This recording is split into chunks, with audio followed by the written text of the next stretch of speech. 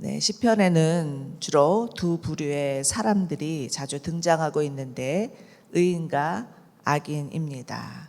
시편 1편을 보시면 악인과 의인을 구분하여서 또 설명하고 있죠. 시편 1편은 시편을 여는 개관시라고 하는데 여기서도 처음부터 의인과 악인에 대해서 설명하고 있는 것을 볼 수가 있습니다. 시편 1편의 마지막 구절은 무릇 의인의 길은 여호와께서 인정하시나 악인들의 길은 망하리로다, 이렇게 끝을 맺고 있습니다. 의인과 악인을 분류하는 기준이 하나님이신 것을 알 수가 있죠. 오늘 시편에서도 악인의 기준은 하나님이 없다 하는 사람이라고 하십니다. 그리고 하나님은 이들을 향해서 어리석은이라 이렇게 칭하시죠. 그리고 그 하나님이 없다 하는 사람의 속내가 어떠한지에 대해서 설명하고 있습니다. 1절 다시 보시면 그들은 썩었고 가증스러운 죄악을 저지르는 사람들이며 선을 행하는 사람이라고는 하나도 없습니다. 이렇게 고발하고 있습니다. 하나님이 없다 하는 사람들의 마음을 들여다보면 한마디로 죄 덩어리라는 것입니다. 자기 생각에 옳으면 진리이고 자기 생각에 옳지 않으면 거짓이라고 하죠. 절대 진리라는 것은 있을 수 없고 상대적인 진리가 진리다. 또 어떤 상황적인 윤리를 기준 삼습니다. 요즘 소위 말해서 인권이라고 하는 거 주장하는 것들도 들여다보면 그 속에 자기들의 주장, 자기들의 이익을 위한 것이지 상대를 생각하거나 상대를 배려하는 행동이 아닌 것을 알 수가 있습니다. 모든 것이 자기가 기준이 되어서 자기 마음에 들면 옳은 것이고 자기 마음에 들지 않으면 그런 것이 된다고 하면서 자기 마음대로 좌지우지하면서 수많은 잘못을 저지르는 것이죠. 그런데 여러분, 이런 자들이 어찌 한두 명뿐이겠습니까? 2절과 3절을 다시 보십시오. 여호와 하나님께서는 하늘에서 이 땅에 있는 사람들을 내려다 보시는데 정말 이 땅에 지각이 있는 사람, 하나님을 찾는 사람이 있는지 살펴보셨지만 모든 사람들이 다 곁길로 돌아섰고 다 함께 썩어서 선을 행하는 사람이 없으니 정말 하나도 없다라고 탄식하십니다. 그런데 이것은 아담과 하와가 정말 범죄한 이후에 하나님을 떠난 인간상이라고 할 수 있습니다. 로마서 3장에서도 보면 동일하게 이렇게 선언을 하죠. 기록된 바 의인은 없나니 하나도 없으며 깨닫는 자도 없고 하나님을 찾는 자도 없고 다 치우쳐서 함께 무익하게 되고 선을 행하는 사람이 없으니 하나도 없다. 동일한 선언을 하고 있습니다. 그렇지만 우선 여러분, 우리가 아무리 하나님이 없다 해도 하나님이 없다고 말한다고 해서 하나님이 실제로 존재하는 분이 아닌 것은 아니라는 거죠. 보이지 않는다고 해서 하나님이 없다 말할 수 없습니다. 그것은 너무나 어리석은 일이라는 거죠.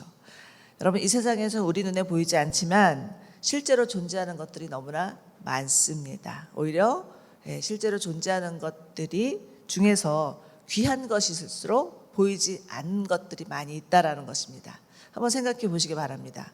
공기, 바람, 햇볕 이런 거 보이지 않지만 정말 없어서는 안 될 가장 소중하고 귀한 것입니다.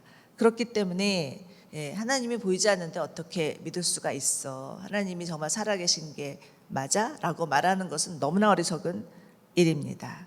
4절을 보시면 다시 하나님께서 고발하고 있죠. 악을 행하는 사람아 무지해서 그러느냐?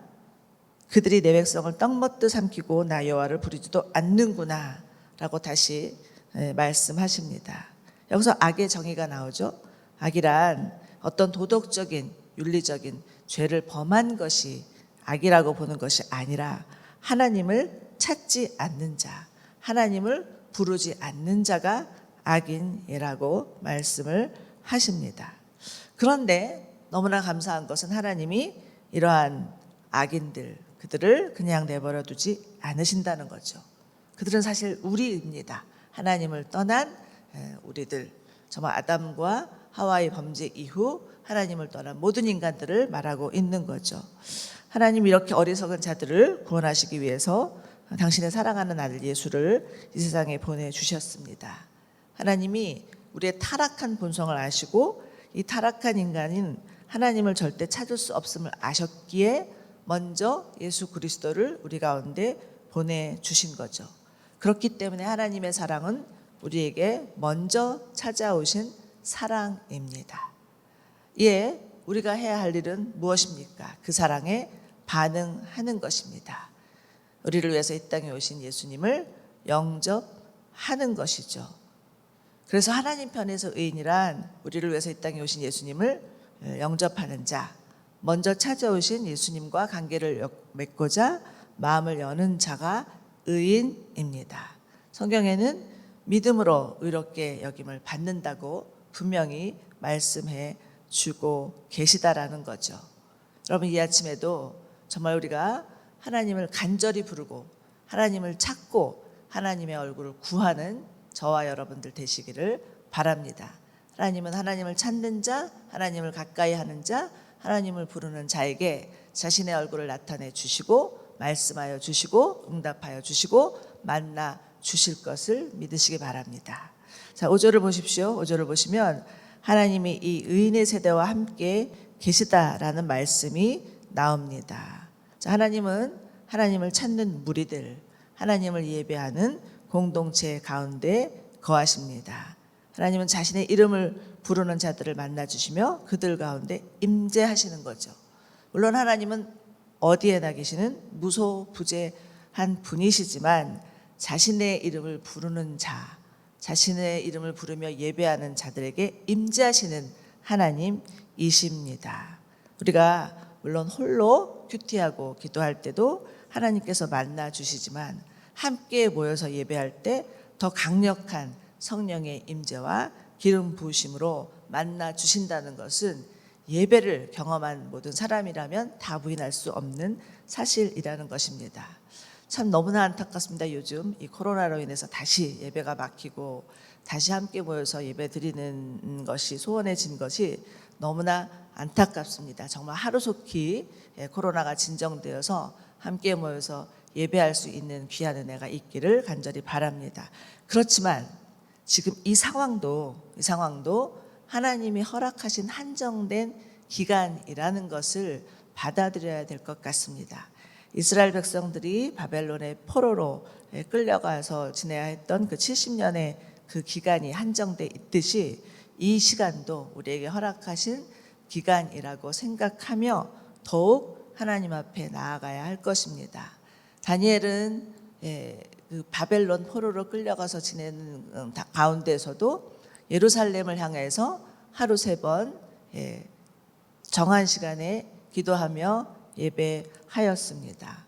에스겔은 바벨론의 강가에서 떠나온 고국을 바라보면서 함께 모여서 기도하였습니다. 우리도 우리가 있는 처소에서 하나님 앞에 기도할 때 하나님께서 그 예배를 받으시고 기도를 받으시고 우리 가운데 응답해 주시고 정말 하나님의 때에 또 풀어주실 것을 믿으시기 바랍니다.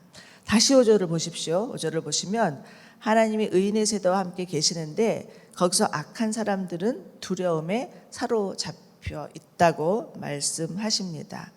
여러분, 아무리 하나님이 없다 하는 그런 악인이라 할지라도 하나님을 믿는 공동체 가운데 하나님이 실존하시는 것들을 보게 되면 두려워 떨 수밖에 없습니다.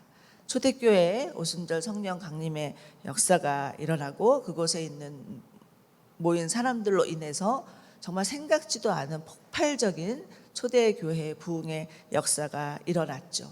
그것을 보자 그 주변의 사람들은 두려워 떨며 정말 하나님이 살아계시는구나 하는 것을 믿게 되고 유대인들뿐만 아니라 이방인들까지도 정말 하나님을 믿게 되는 그런 놀라운 역사들이 일어났을 뿐만 아니라 그때로부터 시작해서 지금까지 하나님의 나라는 편만이 펼쳐지고 있습니다. 하나님을 인정하고 하나님을 찾고 하나님을 부르는 자들이 지속적으로 계속해서 정말 번성하고 있고 부흥하고 있다라는 것을 우리가 알 수 있다라는 것입니다. 사랑하는 여러분, 어떻게 우리가 하나님이 없다라고 말하는 사람들에게 하나님은 살아계시다고 말할 수가 있겠습니까? 그들을 우리가 설득한다고 해서 설명한다고 해서 그들이 정말 하나님을 인정하겠습니까? 그렇지 않습니다. 베드로 3장을 보면 믿지 않는 남편이 믿는 아내의 행실로 말미암아서 구원을 받게 된다라는 말씀을 하고 있다라는 것입니다. 제 남동생은 저희 집에서 저희 어머니 빼고 제일 나중에 예수를 믿게 됐는데 끝까지 하나님이 계신 걸 어떻게 알아? 이러면서 그냥 제 잘난 맛에 열심히 살다가 참 너무 감사하게도 그 같이 직장에서 일하는 동료가 양재 JDS 팀장이셨습니다. 그래서 그분이 7년 동안 제 동생을 쫓아다니면서 그냥 너무 귀찮게 쫓아다니면서 우리 건 선생님은 꼭 JDS 받으셔야 한다고. 나중에 너무너무 귀찮아서 할 수 없이 그 선생님을 피해 다니다가 JDS를 갔는데 그곳에 가서 훈련 받고 3년 동안 간사도 하고 베트남 아울리츠를 갔다 오고 하면서 정말 하나님을 예배하는 그 공동체 가운데 있으면서 하나님이 계시다라는 것을 인정하고 예수님을 영접하는 그런 귀한 일들이 있었습니다. 사랑하는 여러분, 전도는 교리가 아니죠. 전도는 나와 함께 하시는 하나님, 그 하나님을 소개하는 것입니다. 내 삶 가운데 체험한 하나님을 전할 때 어느 순간 하나님을 부인하던 사람들이 하나님을 인정하게 되는 날이 올 것입니다. 그렇기 때문에 우리가 정말 변하지 않는 상대를 향해서 저 사람은 왜 저렇게 안 변하지? 이렇게 고민할 게 아니라 내가 날마다의 삶 가운데 주님과 동행하고 있는가를 살펴보셔야 할 것입니다. 그러할 때 자연스럽게 하나님을 증거하는 삶을 살게 될 것입니다. 6절을 보십시오. 6절을 보시면 가난한 사람이 등장합니다. 여기서 가난한 사람이란 예수님의 산상수훈에 나오는 가난한 사람은 복이 있나니 천국이 그들의 것이며 라고 말한 그 가난한 사람과 동일하다고 볼 수가 있습니다. 하나님을 향한 목마름, 하나님을 향한 갈증, 하나님을 향한 갈급함을 가진 자를 말하고 있다고 할 수 있죠. 이들은 어찌 보면 비록 이 땅에서는 연약하고 보잘것없고 가진 것이 없는 자들일 수 있지만 정말 하나님께서 자신과 함께 한다는 것을 믿는 자들입니다. 오로지 하나님께 소망을 두는 자들이라고 할 수 있죠. 물론 이러한 사람들이 세상 사람들 눈에 보기에는 우습게 보일 수 있습니다. 아무것도 가진 것도 없으면서 배운 것도 없으면서 뭘 하겠다고 하면서 세상 사람들은 비웃을 수 있지만 정말 하나님을 믿는 자들, 아무것도 없으면서 하나님을 믿으면서 담대한 자들, 그들을 바라보면서 정말 너무 비현실적이야, 또 너무 허황돼, 이렇게 말할 수 있지만 하나님 나라는 힘으로도 능으로도 이루어지는 나라가 아닙니다. 오직 십자가의 능력을 믿는 자들에 의해서 이루어지는 나라라는 것입니다. 여러분 한번 초대교회를 생각해 보십시오. 초대교회 성도들, 그들은 정말 가진 것이 없는 가난한 자들이었습니다. 그러나 결국은 그들의 믿음으로 말미암아, 그들의 공동체로 말미암아 거대한 로마 제국의 시민들에 비하면 너무나 초라한 자들이었지만 결국은 로마는 이들에 의해서 전복됩니다. 그리고 마침내 로마 땅 가운데 하나님의 나라가 편만히 펼쳐지게 된다라는 것이죠. 6절을 한번 다시 보십시오. 우리 함께 읽어볼까요? 6절 시작. 너희가 가난한 사람의 계획을 비워섰지만 오직 여호와께서 그들의 피난처가 되시리라. 아멘.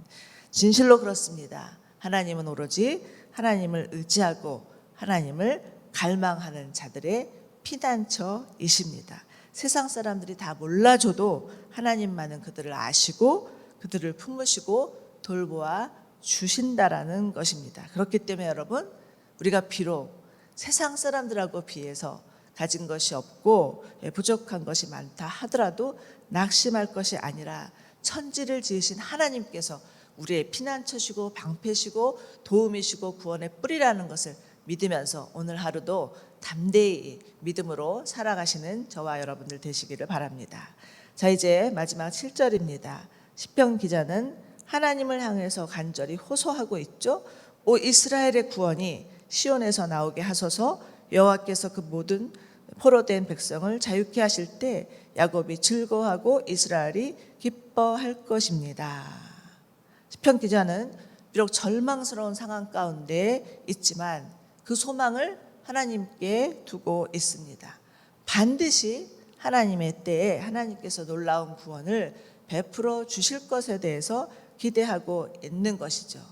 여러분, 믿음은 보이는 상황에 반응하는 것이 아니라 하나님께서 주신 약속에 반응하는 것입니다. 믿음은 하나님께서 약속하신 것을 반드시 이루실 것에 대해서 믿으며 인내함으로 기다리는 것입니다. 여러분, 여러분에게 주신 하나님의 약속의 말씀은 무엇입니까? 그 약속의 말씀을 꼭 붙드십시오. 그리고 그 약속대로 이루실 하나님을 기대하시기 바랍니다.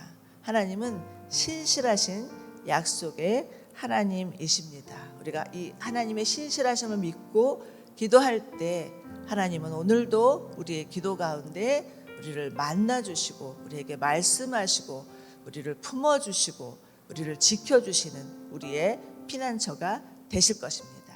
아멘.